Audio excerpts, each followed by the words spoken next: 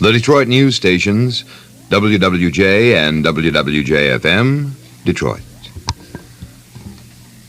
This is Don Perry of WWJ News. Detroit, along with the rest of the nation, was stunned today by the assassination of President Kennedy.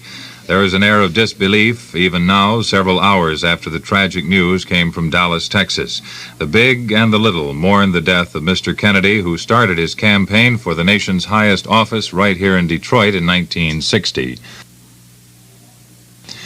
When the first bulletin of the shooting was broadcast shortly after 1:30 this afternoon, hundreds of persons called the Detroit News and WWJ News as switchboards were jammed throughout the city. 1,123 calls were registered at the Detroit News switchboard between 1:30 and 4 o'clock. Hundreds of others could not get through. The telephone jam became so bad, Martin Hayden, editor of the Detroit News, was forced to ask radio and television to plead with listeners not to call for information. All city offices in Detroit closed at 2:45 this afternoon, with the exception of the essential services such as fire and police and health and welfare agencies. Mayor Kavanaugh, through his press secretary, told the employees to spend their time going to church to pray for the president. The mayor had called from home, where he is recovering from a heavy cold. Later, Mayor Kavanaugh made this statement. I'm sure I speak for all of us here in Detroit when I say I'm literally grief-stricken over what's happened to our beloved president. To be struck down in the way in which he was in this hour of tragedy is almost unbelievable. It's a great personal loss for myself, my wife and family, because we've had the pleasure of meeting and knowing the president, President Kennedy. It's just unbelievable and incomprehensible that this could happen. And I would extend our most profound sorrow on not only behalf of my family, but on behalf of everyone here in Detroit, to Mrs. Kennedy and her bereaved family, as well as to Vice President Johnson, sending him our prayers in this great hour of need. I've asked that the public buildings be draped in black to commemorate this very tragic day, and also that our flags be flown at half-mast throughout the city. I truly am grief-stricken, and from the deep sorrow in my heart, I would extend most deep and profound sympathy to Mrs. Kennedy and her family. The mayor sent a telegram to President Johnson which said, in part, "As you assume the mantle of leadership, do so in the firm knowledge that America needs and acclaims your leadership. May God be with you." Governor Romney flew back to Michigan tonight from Omaha, Nebraska, as a result of the assassination of the president. The Midwestern Conference of Governors, which Mr. Romney was attending at Omaha, was canceled immediately when the news was heard. Governor Romney was grim-faced as he stepped off a plane in a rainstorm at Lansing tonight. He told newsmen he felt numb, and he added, quote, "I guess we all feel that way." Governor Romney's Air National Guard plane had difficulty landing in the storm. Winds gusting up to 35 miles an hour were raking the Lansing area at the time. The plane landed on its second pass at Lansing's capital city airport. With the governor out of the state this afternoon, Acting Governor T. John Lisinski ordered all state offices closed for the afternoon in mourning for the death of the president.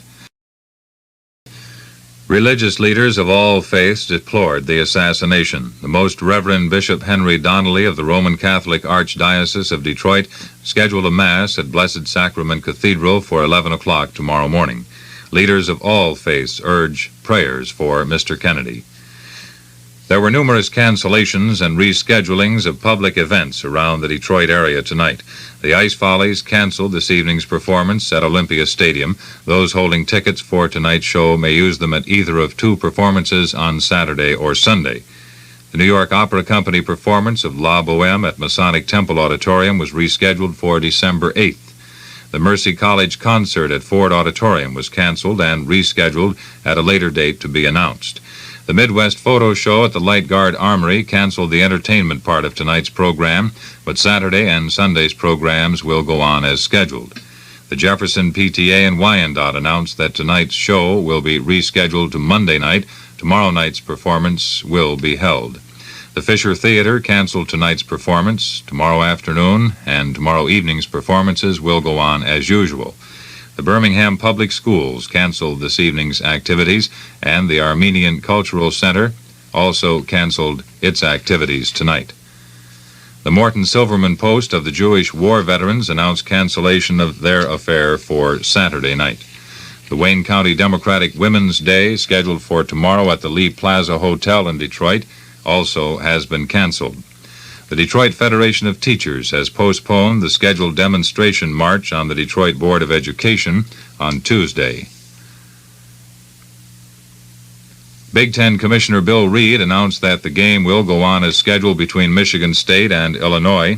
Governor Romney had asked that it be canceled, but MSU President John Hanna said he didn't think the school should cancel since the Illinois team was already in Lansing. Ceremonies for the late president will be held at halftime. The Michigan-Ohio State game will also go on as scheduled in Ann Arbor.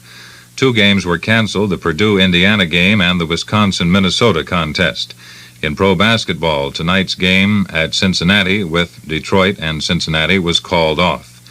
The Goodfellow football game at Tiger Stadium went on as scheduled tonight, and the game was won by Denby over Notre Dame 7-0. All television coverage of college and pro football over the weekend has been canceled.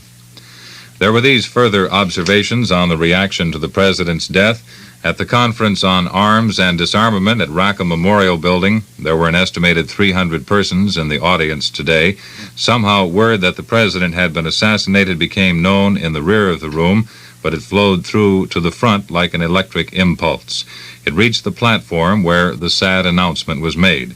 There were moans, a few women became hysterical, men wept openly, and a professor who had been making a speech critical of the Kennedy economic policies walked from the platform weeping.